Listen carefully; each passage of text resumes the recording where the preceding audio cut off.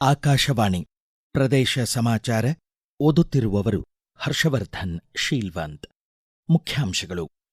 March 6ರಂದು ಬೆಳಗ್ಗೆ 10:15ಕ್ಕೆ 2026-27ನೇ ಸಾಲಿನ ಆಯವ್ಯಯ ಮುಖ್ಯಮಂತ್ರಿ ಮಂಡನೆ. ಉತ್ತರ ಕನ್ನಡ ಜಿಲ್ಲೆ ತಲುಪಿದ CISF Vande Mataram coastal cyclothon ಜಾಥಾ.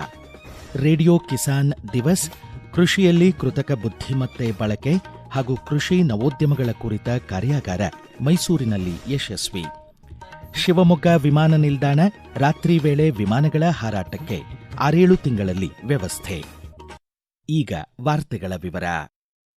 ಕರ್ನಾಟಕ ವಿಧಾನಮಂಡಲದ 16ನೇ ವಿಧಾನಸಭೆಯ 9ನೇ ಅಧಿವೇಶನದ ಮುಂದುವರೆದ ಉಪವೇಶನ ಮಾರ್ಚ್ 6ರಂದು ಬೆಳಗ್ಗೆ 10:15ಕ್ಕೆ ಬೆಂಗಳೂರಿನ ವಿಧಾನಸೌಧದ ವಿಧಾನಸಭೆಯ ಸಭಾಂಗಣದಲ್ಲಿ ಸಮಾವೇಶಗೊಳ್ಳಲಿದೆ.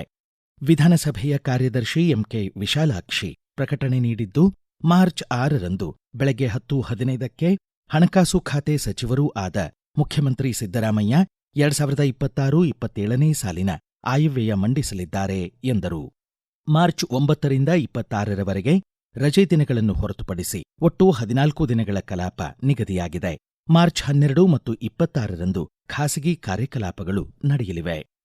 ವಂದೇ ಮಾತರಂ ಗೀತೆ ರಚನೆಯಾಗಿ 150 ವರ್ಷಗಳು ಪೂರ್ಣಗೊಂಡ ಹಿನ್ನೆಲೆ ಕೇಂದ್ರೀಯ ಕೈಗಾರಿಕಾ ಭದ್ರತಾ ಪಡೆ ಸಿಐಎಸ್ಎಫ್ ಆಯೋಜಿಸಿರುವ ವಂದೇ ಮಾತರಂ ಕೋಸ್ಟಲ್ ಸೈಕ್ಲೋಥಾನ್ 2026 ಜಾಥಾ ಉತ್ತರ ಕನ್ನಡ ಜಿಲ್ಲೆಯ ಕಾರವಾರ ತಲುಪಿದೆ. ಪಶ್ಚಿಮ ಕರಾವಳಿ ಸೈಕ್ಲೋಥಾನ್ ತಂಡಕ್ಕೆ ಮಾಜಾಳಿ ಚೆಕ್ಪೋಸ್ಟ್ನಲ್ಲಿ ಜಿಲ್ಲಾಡಳಿತ ಅದ್ದೂರಿ ಸ್ವಾಗತ ಕೋರಿತು. ಸಿಐಎಸ್ಎಫ್ ಅಧಿಕಾರಿ ರಾಹುಲ್ ಮಾಹಿತಿ ನೀಡಿ, ಜಾಥಾದಲ್ಲಿ 50% ಮಹಿಳಾ ಸಿಬ್ಬಂದಿ ಇದ್ದಾರೆ. ಒಟ್ಟು 120 ಸಿಐಎಸ್ಎಫ್ ಯೋಧರು ಭಾಗವಹಿಸಿದ್ದಾರೆ. ಕಳೆದ ಜನವರಿ 28ರಂದು ಗುಜರಾತಿನ ಲಖ್ಪತ್ ಕೋಟೆಯಿಂದ ಜಾಥಾ ಆರಂಭವಾಗಿದೆ. ದೇಶದ ಪ್ರಮುಖ ನಿರ್ಣಾಯಕ ಸ್ಥಳಗಳ ಭದ್ರತೆಯ ಹೊಣೆ ಕೇಂದ್ರೀಯ ಕೈಗಾರಿಕಾ ಭದ್ರತಾ ಪಡೆಯದ್ದು ಎಂದರು. ಇಂದು ಬೆಳಗ್ಗೆ 7 ಗಂಟೆಗೆ ಧ್ವಜಾರೋಹಣ ನೆರವೇರಿಸಿ ಸೈಕ್ಲೋಥಾನ್ ತಂಡ ಮುರುಡೇಶ್ವರದತ್ತ ಪ್ರಯಾಣ ಬೆಳೆಸಿದೆ.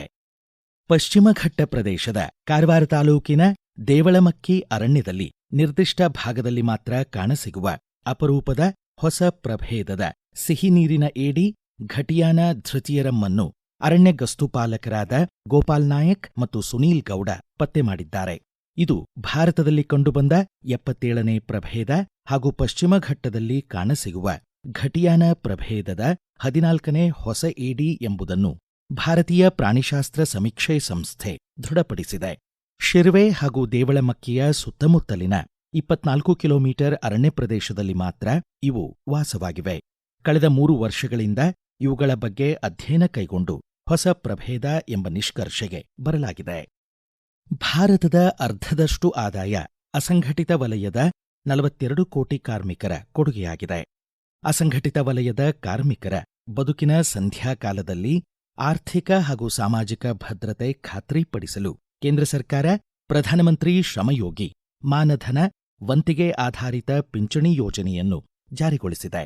ವಿಜಯಪುರ ಜಿಲ್ಲೆ ಕಾರ್ಮಿಕ ಅಧಿಕಾರಿ ಉಮಾಶ್ರೀ ಶಂಕರ್ ಕೋಳಿ ಯೋಜನೆಯ ಕುರಿತು ಪ್ರದೇಶ ಸಮಾಚಾರಕ್ಕಾಗಿ ಮಾಹಿತಿ ನೀಡಿದ್ದಾರೆ. ಪ್ರಧಾನಮಂತ್ರಿ ಶ್ರಮಯೋಗಿ ಮಾನ್ಧನ್ ಅನ್ನುವಂತಹ ಯೋಜನೆ ಇದೆ. ದೇಶದ ಅಸಂಘಟಿತ ವಲಯದ ಕಾರ್ಮಿಕರಿಗೆ ಇರುವಂತಹ ಪಿಂಚಣಿ ಯೋಜನೆ. ಗೃಹ ಆಧಾರಿತ ಕಾರ್ಮಿಕರು, ಬೀದಿ ಬದಿ ವ್ಯಾಪಾರಿಗಳು, ಬಿಸಿ ಊಟ ಸಿದ್ಧಪಡಿಸುವವರು, ಹಮಾಲಿಗಳು, ಇಟ್ಟಿಗೆ ಭಟ್ಟಿ ಕಾರ್ಮಿಕರು, ಚಮ್ಮಾರರು, ಚಿಂದಿ ಆಯುವವರು, ಮನೆಗೆಲಸದವರು, ಕೈಮಗ್ಗ ಕಾರ್ಮಿಕರು ಸೇರಿದಂತೆ ವಿವಿಧ ವೃತ್ತಿಯ ಅಸಂಘಟಿತ ಕಾರ್ಮಿಕರಿಗೆ ಈ ಒಂದು ಯೋಜನೆ ಅಪ್ಲೈ ಆಗಿರುವಂತದ್ದು. ಈಗ ಅವರ ಜೀವನದ ಸಂಧ್ಯಾಕಾಲದಲ್ಲಿ ಅವರು ತಮ್ಮನ್ನು ತಾವು ಪೋಷಿಸಿಕೊಳ್ಳಲಿಕ್ಕೆ ಒಂದು ಆರ್ಥಿಕ ಮೂಲಗಳು ಇರೋದಿಲ್ಲ. ಹಾಗಾಗಿ ಅವರ ವಯೋವೃದ್ಧ ವೇಳೆಯಲ್ಲಿ ಸಾಮಾಜಿಕ ಭದ್ರತೆಯನ್ನ ಕಲ್ಪಿಸಲಿಕ್ಕೆ ಭಾರತ ಸರ್ಕಾರ ಪ್ರಧಾನಮಂತ್ರಿ ಶ್ರಮಯೋಗಿ ಮಾನ್ಧನ್ ಅನ್ನುವಂತಹ ಒಂದು ಮಹತ್ವಾಕಾಂಕ್ಷಿ ಯೋಜನೆಯನ್ನ ಜಾರಿಗೆ ತಂದಿರುವಂತದ್ದು. 18ರಿಂದ 40 ವರ್ಷದ ಒಳಗಿನ ಕಾರ್ಮಿಕರು ಇದರಲ್ಲಿ ನೋಂದಾವಣಿ ಮಾಡ್ಕೋಬಹುದು. ಅವರ ಮಾಸಿಕ ಆದಾಯ 15,000ಗಿಂತ ಕಡಿಮೆ ಅಥವಾ ಅವರು PF ESI ವ್ಯಾಪ್ತಿಗೆ ಒಳಪಟ್ಟಿರಬಾರದು. ತಮ್ಮ ಹತ್ತಿರದ common service centre CSC centre ಏನಿರುತ್ತೆ ಅಲ್ಲಿ ಹೋಗಿ ನೋಂದಾಯಿಸಬಹುದು. LIC ಆಫೀಸ್ಗಳಲ್ಲಾಗಿರ್ಬೋದು, ಕಾರ್ಮಿಕ ಇಲಾಖೆಯಲ್ಲಿ ಬಂದು ತಾವು ನೋಂದಣಿಯನ್ನ ಪಡ್ಕೋಬಹುದು. ಈಗ ಪ್ರಕಟಣೆ, ನಂತರ ಪ್ರದೇಶ ಸಮಾಚಾರ ಮುಂದುವರಿಯುವುದು.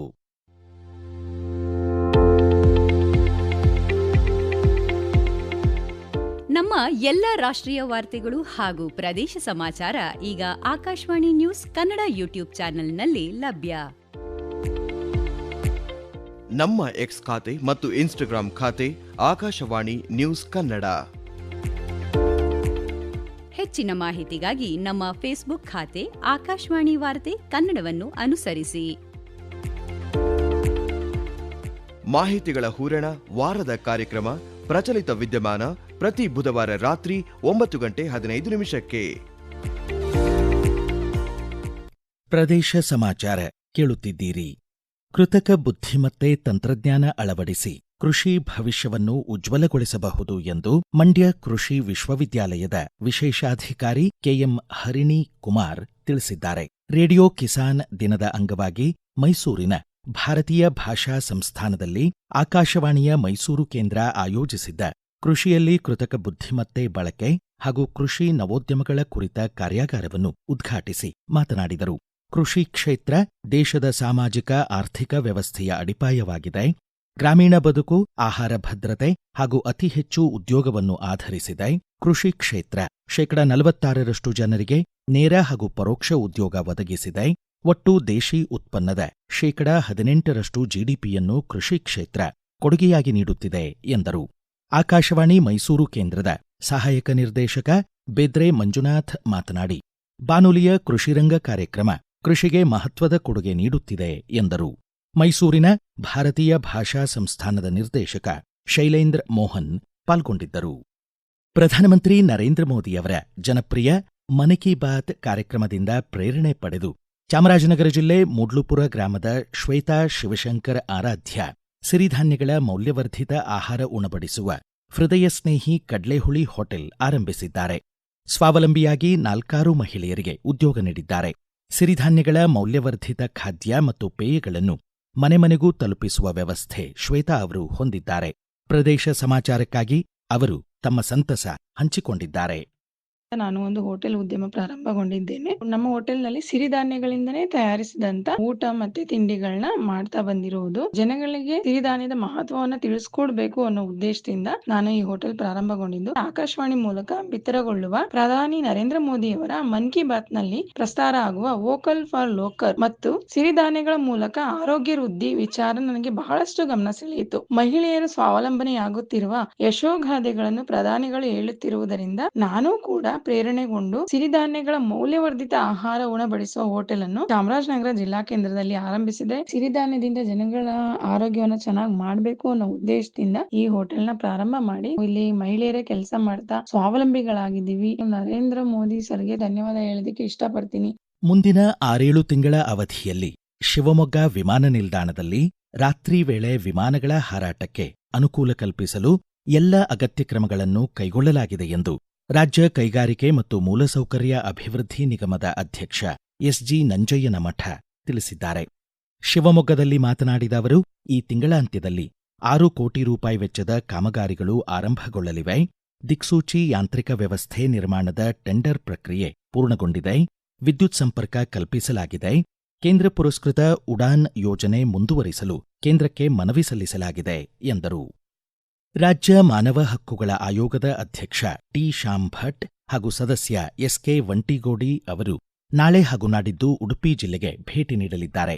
ನಾಡಿದ್ದು 19ರಂದು ಮಣಿಪಾಲದ ಜಿಲ್ಲಾ ಪಂಚಾಯಿತಿಯ ವಿಎಸ್ ಆಚಾರ್ಯ ಸಭಾಂಗಣದಲ್ಲಿ ಮಧ್ಯಾಹ್ನ 12ರಿಂದ 1 ಗಂಟೆಯವರೆಗೆ ಪೂರ್ಣಪೀಠದ ಸಭೆಗಳನ್ನು ನಡೆಸಲಿದ್ದಾರೆ. ಮಾನವ ಹಕ್ಕು ಉಲ್ಲಂಘನೆ ದೂರುಗಳನ್ನು ಸಹ ಸ್ವೀಕರಿಸಲಿದ್ದಾರೆ. ಹಂಪಿ ಕನ್ನಡ ವಿಶ್ವವಿದ್ಯಾಲಯದ 34ನೇ ನುಡಿ ಹಬ್ಬ ಮಂಟಪ ಸಭಾಂಗಣದಲ್ಲಿ ಇಂದು ಬೆಳಗ್ಗೆ ಜರುಗಲಿದೆ. ಹಲವು ಸಾಹಿತಿಗಳ 42 ಪುಸ್ತಕಗಳನ್ನು ನಾಡೋಜ ಚಂದ್ರಶೇಖರ್ ಕಂಬಾರ್ ಹಾಗೂ ನಾಡೋಜ ಬರಗೂರು ರಾಮಚಂದ್ರಪ್ಪ ಅವರು ಬಿಡುಗಡೆ ಮಾಡಲಿದ್ದಾರೆ. ಹೊಸದಿಲ್ಲಿಯ ರಾಷ್ಟ್ರೀಯ ಮಕ್ಕಳ ರಕ್ಷಣಾ ಆಯೋಗದ ನಿರ್ದೇಶನದಂತೆ ಮಕ್ಕಳ ಸಹಾಯವಾಣಿ 1098ರ ಸಹಯೋಗದಲ್ಲಿ ಬೆಂಗಳೂರು ಗ್ರಾಮಾಂತರ ಜಿಲ್ಲೆ ದೊಡ್ಡಬಳ್ಳಾಪುರದಲ್ಲಿ ಬಾಲ ಹಾಗೂ ಕಿಶೋರ ಕಾರ್ಮಿಕ ಪದ್ಧತಿ ವಿರೋಧಿ ಜನಜಾಗೃತಿ ಕಾರ್ಯಕ್ರಮ ಜರುಗಿತು. ಕೊನೆಯಲ್ಲಿ ಮತ್ತೊಮ್ಮೆ ಮುಖ್ಯಾಂಶಗಳು.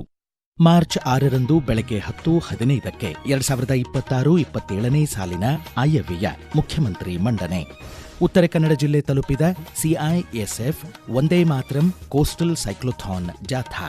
ರೇಡಿಯೋ ಕಿಸಾನ್ ದಿವಸ್ ಕೃಷಿಯಲ್ಲಿ ಕೃತಕ ಬುದ್ಧಿಮತ್ತೆ ಬಳಕೆ ಹಾಗೂ ಕೃಷಿ ನವೋದ್ಯಮಗಳ ಕುರಿತ ಕಾರ್ಯಾಗಾರ ಮೈಸೂರಿನಲ್ಲಿ ಯಶಸ್ವಿ. ಶಿವಮೊಗ್ಗ ವಿಮಾನ ನಿಲ್ದಾಣ ರಾತ್ರಿ ವೇಳೆ ವಿಮಾನಗಳ ಹಾರಾಟಕ್ಕೆ 6-7 ತಿಂಗಳಲ್ಲಿ ವ್ಯವಸ್ಥೆ. ಇಲ್ಲಿಗೆ ಪ್ರದೇಶ ಸಮಾಚಾರ ಮುಕ್ತಾಯವಾಯಿತು. ನಮ್ಮ ಮುಂದಿನ ರಾಷ್ಟ್ರೀಯ ವಾರ್ತಾ ಪ್ರಸಾರ ಈ ಬೆಳಗ್ಗೆ 7:35 ನಿಮಿಷಕ್ಕೆ.